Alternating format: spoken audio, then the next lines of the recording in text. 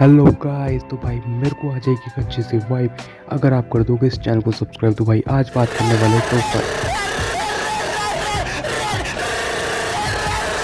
अबे यार इंट्रो तो बोलने देते हैं यार। तो भाई आज बात करेंगे top 5 most beautiful headlight super bikes भाई, जिनका मज़ा ही आ जाएगा।